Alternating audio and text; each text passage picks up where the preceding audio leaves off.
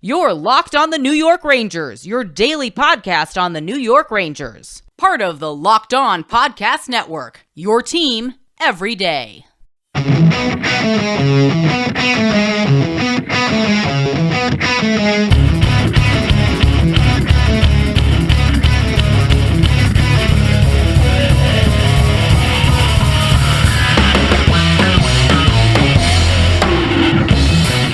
Welcome back, Blueshirts fans, to episode number 615 of the Locked On New York Rangers podcast. I'm your host, John Chick. Just want to thank you guys for making Locked On New York Rangers your first listen every day. We are free and available on all platforms. That song you're hearing right now is, of course, Leave the Lights On from our good friends in Passafire. You can check those guys out anywhere you get your music. And the Rangers, I just mentioned this in the Locked On Now video that we do after every single game, and, we post it on Twitter. I know that this was the biggest gut punch of a New York Ranger loss that we have all collectively had to share and experience together, I would say, since the 2014 Stanley Cup Final when the Rangers were defeated in, I think, double overtime against the Los Angeles Kings. And obviously not to bring up bad memories, but I think that comparison is worth making because that's kind of where I'm at right now. This one is just really tough, and there have been some tough losses in this playoff run along the way. You can look at different games. I mean, a lot of people might think of Game 4 against Pittsburgh because that was such a disaster, but at the same time, that's just it. I mean, that game was a freaking disaster. It was a complete nightmare. The Rangers never had a chance to win it. So as devastating as that was, and to go down 3-1 in that series at that time, you could let go of it pretty quickly as a Ranger fan, because it's not like, one break this way or one call that way, and the Rangers would have won the game. No, they got killed in that game. But in this game tonight, I thought this was as evenly matched, as evenly played of a playoff game that the Rangers have been in this entire playoff run here. I thought this was true 50-50 hockey. Neither team really had any sustained chunks of this game where, they clearly had the upper hand. I thought it really was 50-50, just kind of back and forth hockey. Good hockey. Both teams playing strong defense, both goalies playing very well, and just good competitive hockey game and everything you'd expect from Game 5 of an Eastern Conference Final where the series is tied at 2 games apiece. And unfortunately, we'll go right to the big ending here, and we'll talk about a goal that the Lightning scored and a goal that the Rangers did not score. And I guess we'll start with the goal that the Rangers didn't score. I don't remember exactly how much time was left. About 5 minutes, though. Of course, Rangers and Lightning tied at 1 goal apiece, getting late in this game. 5 minutes or so to go in the third period, and the Rangers have had a couple of chances already in the third period to potentially take the lead. We'll talk about some of those in a second, but this is the big one, and this is the one that's going to be burned into the brains of Ranger fans everywhere if they do not come back and win this series. And they still could come back and win this series, and I'll talk about that a little bit later as well. But on this play, you've got Artemi Panarin up the right side, and he was working really hard tonight. He's not the biggest guy on the ice, and sometimes that does work against him in the playoffs, but man, I thought Artemi Panarin was playing his tail off in this game, trying to do everything he could to give the Rangers some scoring chances, create some separation, try to get some space, whatever it might be. But on this one, he goes up the right side. He takes a little bit of a hit, not like a bone-jarring hit or anything like that, but there's some contact there, and he's able to kind of spin off of the hit and throw a pass, backhand pass, toward the center of the ice. He hits Copp perfectly. Copp is in stride. He takes the puck, and he's got his momentum carrying him right to the Tampa Bay net. Andrei Vasilevskiy comes up in his crease to try to meet Copp. There's a defenseman there as well. And Copp is, he's kind of going to his right a little bit, and he's got the puck on his backhand. And rather than shoot it, he decides to pass over to his left to Ryan Strome. And we'll get to the rest of this play in a second. But first, let me just say that I like Copp's decision to pass here. It's one of those things, when you first look at it, the very, very easy thing to say is to go to that old hockey cliche of, oh man, one pass too many. Copp's just got to rip it there. And, there's a case to be made for that. I think it was the right decision. And, I should also mention there was a play earlier in the third period where Mika and Copp were on the ice together. They kind of just stormed over the blue line. Mika to Copp Copp tried to pass it back to Mika. I think in that instance, Copp should have shot it. But getting back to the play in question here, I think Copp absolutely made the right decision looking to pass this puck here. He was kind of running out of real estate.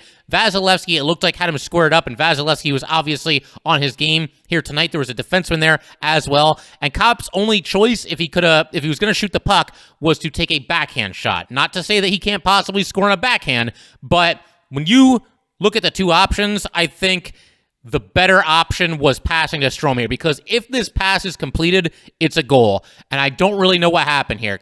Strome kind of kept moving toward the net instead of maybe hitting the brakes and kind of anticipating that pass there, and the pass just did not connect. I mean, again, Copp tried to slide it to his left to Strome. It was not a perfect pass by Copp. Maybe the pass could have been a little bit better.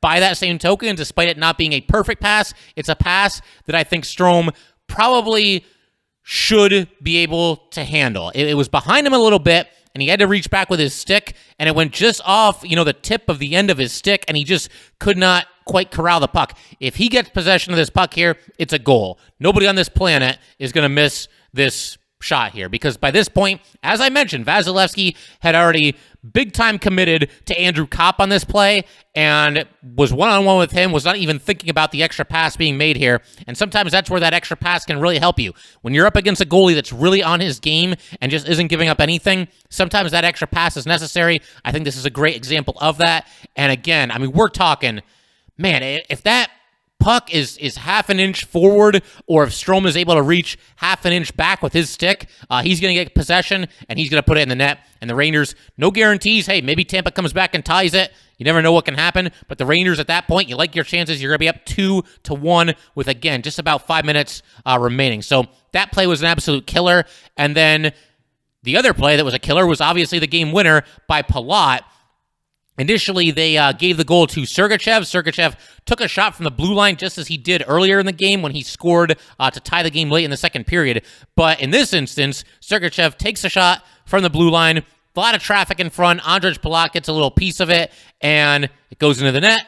And just like that, the Rangers, before you can blink, you go from potentially taking the lead with about 5 minutes left to trailing by a goal with 1:50 left. And the Rangers, you got 1:50 to play with. You try to find that equalizer. Rangers didn't really get anything going or create any good looks at the net. And before you know it, Brandon Hagel is skidding in all alone on the empty net and scoring with 58 seconds to go. Again, just a complete gut punch of a loss if you're a New York Ranger fans. It does not really get much worse than that. We're going to keep breaking this one down and talk about why I still have some optimism for Game 6. Again, the Rangers, this is when they're at their best, right? When they have their backs against the wall, they seem to just come out swinging, and they're just sharp as a tack, and they just will not let go of this playoff run that they're on, already 5-0 in elimination games. So we're going to talk about all that. We're just scratching the surface right now. But first, I just got to let everybody know, today's episode of Locked On New York Rangers is brought to you by BetOnline.net. BetOnline is your number one source for all your betting stats and sports info. Find all the latest sports developments, news, and odds, including this year's basketball championship matchup, the NHL Hockey Conference Finals, Major League Baseball, and of course, all the latest fighting news from MMA and UFC to boxing. BetOnline is your continued source for all your sporting wagering information, including live betting, esports, and more. Head to the website today or use your mobile device to learn more about the trends and action. BetOnline, where the game starts. All right, just wanted to thank you guys for making Locked On New York Rangers your first listen every day. We are free and available on all platforms, and we have an important favor to ask you. We've put together a survey so we can learn more about listeners like you and make your favorite Locked On podcasts even better.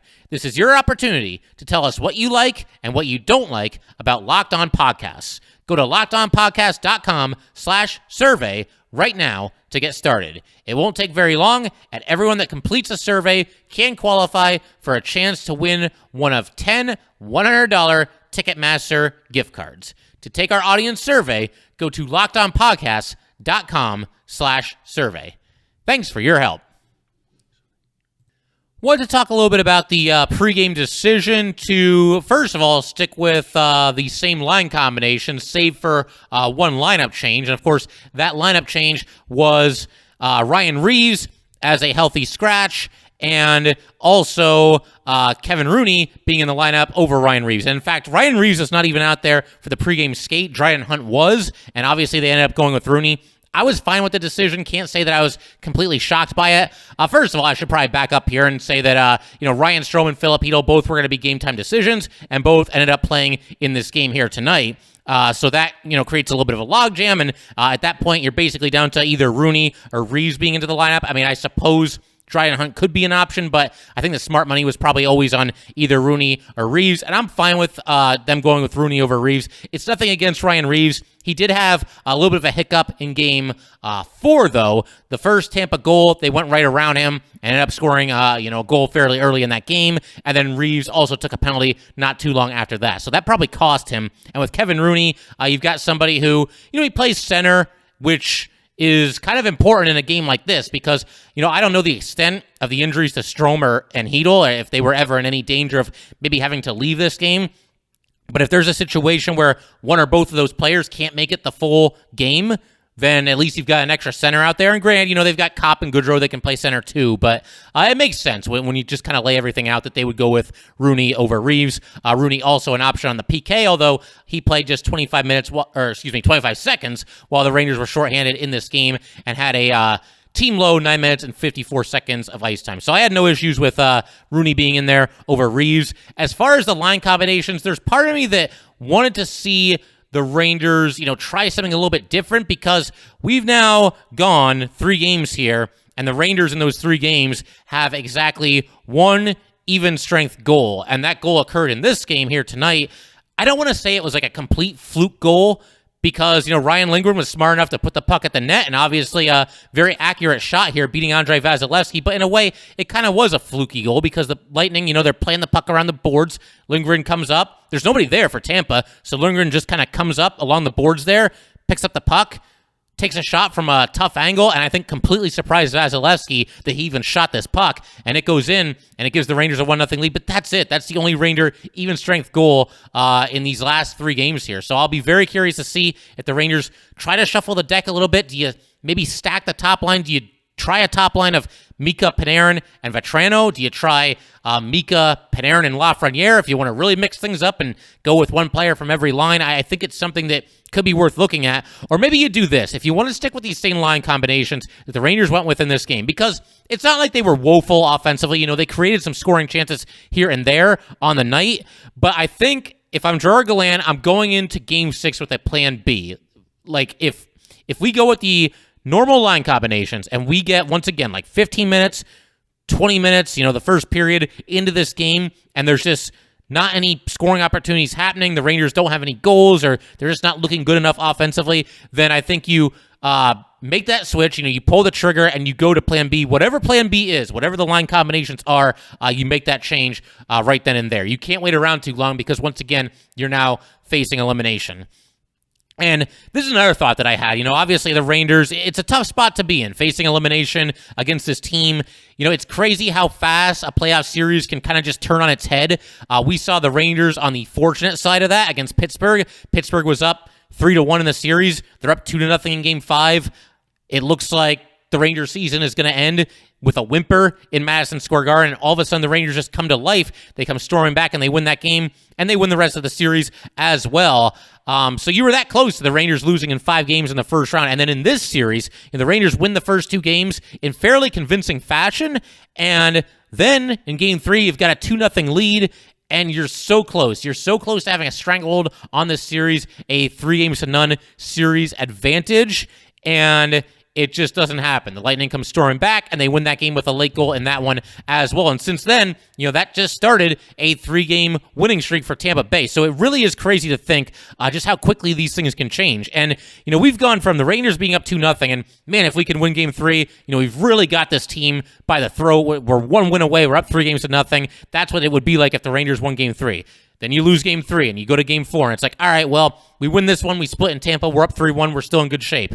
And you lose that one. And now you go back home to Game 5. All right, well, we can hold serve at home. We can be 1 game away from going to the Stanley Cup Final if we can just win this one.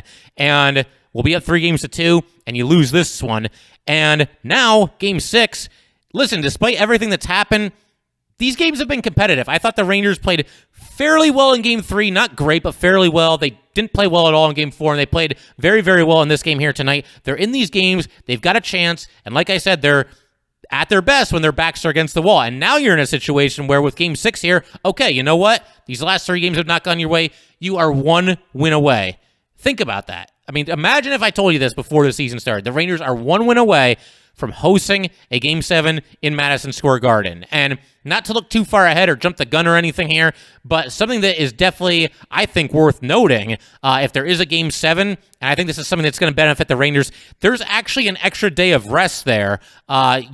Game 6 would be happening on Saturday, and then Game 7 would not happen until Tuesday. And given the fact that the Rangers, in that scenario, would be playing their 21st game of the playoffs, which is the maximum you could possibly play through 3 rounds of the playoffs, I think that extra day of rest could probably benefit them a little bit. But obviously, first things first, got a really tall task in front of you. You got to find a way to go into Tampa Bay and win a game here. But I'm not giving up on this team, man. I got a good feeling about Game 6. I just don't think they're going to go out that way, losing 4 in a row.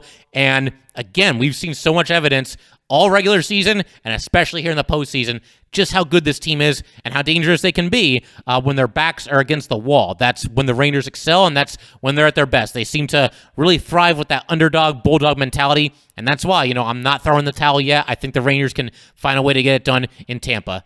Tall task, but, I think Herb Brooks said it best. Great moments are born out of great opportunities. So we'll see what happens. We're going to continue breaking down all the highlights and lowlights of this game in just a second.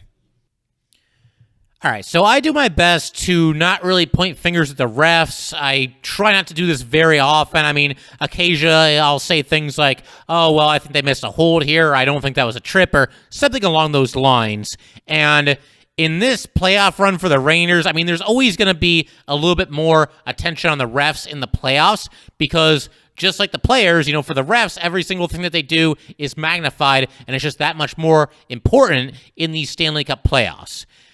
With all that said, I thought the refs did a bad job in this game. They missed a couple of penalties against the Lightning in the third period here that definitely should have been called and simply were not called. There was one that happened with maybe about, it's so hard to remember exactly how much time was left because everything's just such a blur after you watch these games, but it's about midway through the third period, and you've got Kaapo Kakko with the puck behind the Tampa Bay net. He's trying to get loose, and he's clearly held. I mean, he was held blatantly. It was almost a bear hug, and the guy didn't even let go of him for at least a couple of seconds there. So that's one that obviously should have been called. And then a few minutes after this, the Rangers win an offensive zone draw, and Motte is coming in to kind of pick up the puck and try to skate away with it. As soon as Motte picked up the puck here, and he was moving in from the left wing toward the center of the ice, the faceoff was also on the left side of the ice, the left faceoff circle there. And Motte's moving toward his right, and he immediately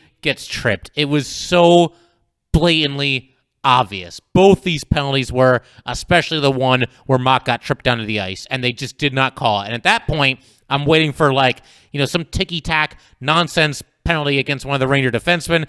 And at that point, I probably would have thrown my TV out the window. But I'm glad that didn't happen. At least, they swallowed the whistle, I guess, for both teams. Although earlier in the game, they're calling ticky-tack penalties. Keandre Miller got called for a penalty. I still don't even know what the official penalty was. It was like a hook or a hold or something along those lines. Let me see. I do have it here. He got called for hooking Corey Perry. It wasn't really a whole lot to it. The only penalty called on Tampa Bay in this game was too many men on the ice, which obviously you can't ignore that. And Braden Schneider was called for hooking Ondrej Palat earlier in the game as well. So, yeah, I don't know. Couple of borderline calls against the Rangers that were called penalties, and then just letting 2 blatant penalties against Tampa Bay pass, in the third period. And of course, there were a bunch of penalties at the end of this game too, because big fight broke out, and a couple penalties called on each team, but those are all meaningless at that point. And it's also worth pointing out that, once again, Wes McCauley was one of the referees in this game. Now, granted, there's 2 referees out there. Not everything falls on him, but Wes McCauley, at least for me, is very quickly becoming the Angel Hernandez of the NHL. Because they're both just so good at their job. But yeah, I mean, it was just not good. And Wes McCauley was the referee for a lot of those games against Pittsburgh. I thought the officiating against Pittsburgh was absolutely dreadful, just a complete embarrassment to the league. Like I said, since then, I haven't talked too much about the refs. In fact, Adam Denker from Locked On Lightning and myself in the crossover episode that we did in our last episode were actually pretty complimentary of how the refs have maintained control in this series and done a decent job overall. But yeah, not good tonight, and not surprised to see that Wes McCauley was, of course, one of the referees in this game. But that's enough about the referees. Let's move on to a couple of other things I want to hit on real quick here. You know, we mentioned the lingering goal, and he almost had a second goal in this game, and it would have given the Rangers a lead in the third period. As I mentioned in the intro to this episode, the Rangers did have a couple of scoring opportunities, a couple of chances to take that elusive 2-1 lead in the third period, and this was one of them. You got a pass to Adam Fox. Fox receives the pass in the left face-off circle, and you've got the Tampa Bay defender going down to the ice to potentially block a shot from Adam Fox, but Fox is smart enough to see this and read the play, and instead of just shooting right into this guy's body, which is probably what would have happened here, Fox receives the pass and moves to his right, closer toward the center of the ice, and then takes a shot and puts it just wide. It goes behind the Tampa Bay net and comes out, toward the other side. Ryan Lindgren is back there behind the net. So you got both Ranger defensemen in pretty deep on this play. But Lindgren is there, and he came so close to scoring. Stuffing goal, kind of a wraparound-esque goal there. Unfortunately, Vasilevskiy moved over to his left. Made a nice save. Vasilevskiy was very good in this game. So is Igor Shesterkin. But man, Ryan Lindgren this close to a 2-goal performance in Game 5 here, and potentially having the game-winning goal there. I mean, again, no guarantees. It's not like we're in sudden death overtime here. There's still a while to go in this game. But man, Ryan Lindgren that close to giving the Rangers a late lead in Game 5 here.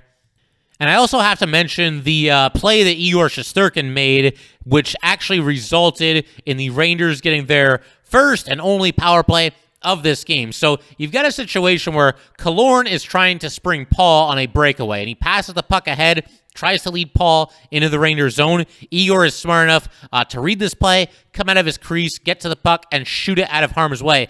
But not only did he shoot it out of harm's way, he actually shot it in the direction of the Tampa Bay bench, and they were going through a line change at that moment, and it hit somebody who was leaving the ice after somebody else had already jumped on, and so just like that, too many men on the penalty. And I'm not sure if Igor Shesterkin did this on purpose. I mean, he might have just been trying to move the puck out of his own zone into the neutral zone, try to create some offense with one of his passes, but either way, he might have been doing this. He might have been smart enough to do this, realizing the situation in the game and hoping that it made contact with one of the Lightning players that were leaving the ice and would result in too many men. And that's exactly what happened there. And Igor saw it, as soon as it hit the Tampa Bay player, Igor, he was kind of moving back to his crease and he put his arm into the air to kind of signal the penalty there. So maybe Igor knew what he was doing on that play, but either way, a great play there by Igor Shesterkin. First of all, reading the play and preventing a one-on-one with Nick Paul, and secondarily, getting the puck out of the Rangers zone and giving them a power play as a result of doing so. And I actually wanted to go back to the Lindgren goal real quick here, because there is an element of this that I did not mention yet, and that is the fact that this came as the result of Tyler Motte going in hard on the forecheck and applying some pressure and delivering a hit in the corner. As a result of this hit, Tampa played the puck around the boards on the other side, and that's when Lindgren came up, took possession, put the puck at the net, and scored. So props to Tyler Motte. Not going to get an official assist on that play, but obviously, going in there like he was fired out of a cannon and forcing Tampa Bay into a mistake and a goal for the New York Rangers as well. And it's also worth pointing out that Ryan Lindgren on his goal went high blocker side. I mean, I don't know that this goal was a result of that as much as, once again, just the element of surprise. I don't think Vasilevskiy saw that shot coming, and as a result of that, Ryan Lindgren able to score there, catch him by surprise. And then one other issue that I got to mention here. The Rangers still giving up a couple too many odd man rushes for Tampa Bay. We saw that in Game 4 for sure. We saw it again here. And I don't know that the Rangers, again, I don't think they had any odd man rushes in this game. It's possible that I'm forgetting one, but Tampa had at least a handful of them. And the Rangers held firm and didn't allow them to convert on those scoring opportunities. Man, you keep giving up odd man rush after odd man rush after odd man rush to this Tampa Bay Lightning team, you're really, really playing with fire. So that's something that I hope the Rangers are aware of and prevent from happening, at least as much as it's been happening in these last couple of games in Game 6 here. Can't keep giving Tampa Bay opportunities on an odd man rush. But while we're talking about odd man rushes, I also have to mention a play that Andrei Miller made. There was a 2-on-1 And Miller, you cannot possibly defend a 2-on-1 any better than he did here. He went down to the ice to his stomach to take away the passing lane. He's also able to kind of take away the shot as well. So kind of a 2-for-1 deal for K'Andre Miller here. But then the Tampa Bay player tried to go past Miller and still connect on a pass across the ice. But at this point, Miller, he had his stick in front of him initially. And at this point, while he's stomach down on the ice and sliding across the ice, he brings his stick behind him and does so effectively and prevents the pass from being made. He gets his stick on the puck, and the pass never gets there. So an incredible play by K'Andre Miller there, who, again, I think we can say present tense, K'Andre Miller, a superstar in this league. He's been absolutely fantastic for the Rangers in this playoff run, and an excellent play there as well. And then I figure we might as well go ahead and wrap up today by talking about all the fisticuffs that occurred after this game ended. So basically just a big fight. There was a situation where, time's running out, the puck is in the Rangers zone, and everybody on both sides seemed to kind of ease up a little bit. I mean, we're talking there's like 5 seconds, 4 seconds, 3 seconds, and then at the very last second, Kucherov decides to just kind of, from a sharp angle, just kind of rip the puck at the net, which, I mean, he's within his right to do so, but by that same token, the game's over. Maybe just let the clock run out, But yeah, everybody comes together. You have Adam Fox going up to Kucherov, not like super aggressive, but, gave him a little push, and before you know, we're off to the races, and everybody's pushing and shoving, and Lafreniere and Steven Stamkos actually end up dropping the gloves. They both kind of punch each other with their gloves still on, and then drop the gloves, couple of punches exchanged. Stamkos landed a couple. They both fell to the ice. Lafreniere kept kind of throwing fists at that point as well. It's one of those things, it happens. I mean, emotions are running high here, and I don't think that the Rangers, first of all, I'm sure they're very frustrated. This was like I said, complete gut punch of a loss here. Now down 3-2, heading back to Tampa with your season on the line. But on top of that, I don't think they like that, shot from Kucherov at the very last second there. Hopefully, listen, I mean, I don't know if this last second scrum is necessarily going to help the Rangers going into Game 6. I don't think it can possibly hurt them. Hopefully that just kind of lit a fire under the Rangers. It's interesting because it kind of reminds me a little bit of something that happened in Game 3 in the last series against the Canes. If you guys remember, the Rangers were down 2-0 in that series. Clock was about to run out in Game 3 there. Rangers were going to get back into it. And then for no reason, after the final horn, you've got Max Domi approaching Ryan Lindgren and cross-checking him, and then, Lindgren fights back, and we get this big wrestling match between the two of them, and then you've got Tony DeAngelo chirping at Gerard Gallant on the bench. So that was a little ridiculous by Carolina, but it also lit a fire under this New York Ranger team, and I'm just hoping something similar like that could happen here, where the Rangers are all fired up. Maybe you look to put a big hit on Kucherov early in the game. Nothing dirty, nothing that crosses the line or anything like that. But if you get the chance to, put a big hit on this guy, by all means take it. So we'll see how it all shakes out. I think the Rangers have a better chance in this game than a lot of people are probably going to give them. Like we said, it's a very tall order. You're up against a 2-time defending Stanley Cup champions. They've been there and done that, and they got a chance to close out this series at home in Game 6 here.